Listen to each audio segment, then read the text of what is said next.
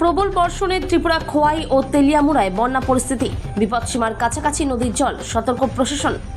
গত দুদিনের অবিরাম প্রবল বর্ষণে ত্রিপুরা খোয়াই এবং তেলিয়ামুড়া মহকুমার বিস্তীর্ণ নিম্নাঞ্চল প্লাবিত হয়েছে।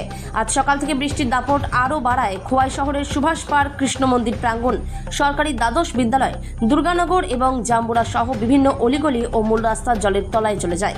খোয়াই শহরের একাধিক রাস্তায় হাঁটু সমান জল জমে থাকায় সাধারণ মানুষের যাতায়াতে চরম দুর্ভোগ সৃষ্টি হয়েছে। টানা বৃষ্টির জেরে খোয়াই নদীর জলস্তর মারাত্মকভাবে বৃদ্ধি পেয়েছে। সেন্ট্রাল ওয়াটার কমিশনের কর্মীরা জানিয়েছেন, খোয়াই নদীর বিপদসীমা যেখানে 6 মিটার, সেখানে বর্তমানে নদীর জল 5.2 মিটার উচ্চতায় প্রবাহিত হচ্ছে। পরিস্থিতি নিয়ন্ত্রণে খোয়াই মহকুমা প্রশাসন সব ধরনের প্রস্তুতি নিয়ে রেখেছে। ডেপুটি কালেক্টর অরুণ দেবনাথ জানিয়েছেন, বিপর্যয় মোকাবিলার জন্য সংশ্লিষ্ট সমস্ত সরকারি বিভাগ ও কর্মীদের হাই অ্যালার্ট বা সক্রিয় অবস্থায় রাখা হয়েছে।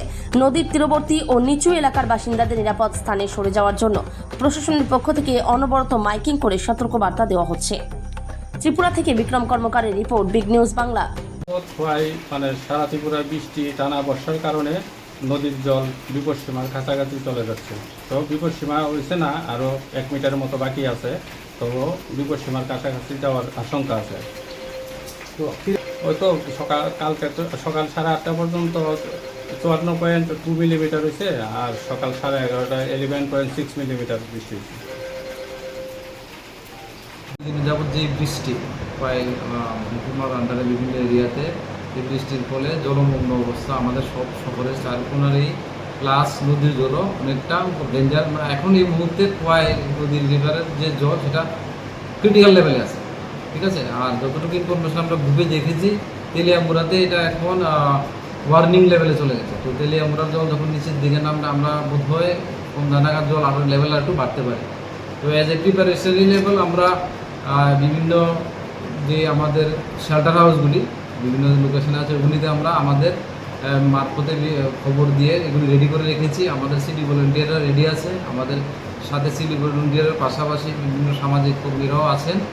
আমরা প্রস্তুত আছি, যদি ওয়াটার লেভেল আর একটু বাড়ে আমরা তৎক্ষণাৎ আমাদের শেল্টার হাউসগুলিগুলি অ্যাক্টিভেট করে দিতে পারবো।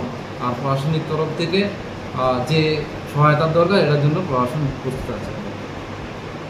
সংখ্যক trained Aapda Mitra city volunteer ready আছে। আমাদের সাব ডিভিশনাল লেভেল যে ডিজাস্টার রিলেটেড রেসপন্স টিম এটা সম্পূর্ণভাবে রেডি আছে। আমাদের বিভিন্ন অ্যাপারেটাস যেমন রাবার ইনফেটেড বোটগুলি এগুলি রেডি আছে, 2টা নতুন, 1টা পুরানো, সকলে ওয়ার্কিং কন্ডিশনে আছে।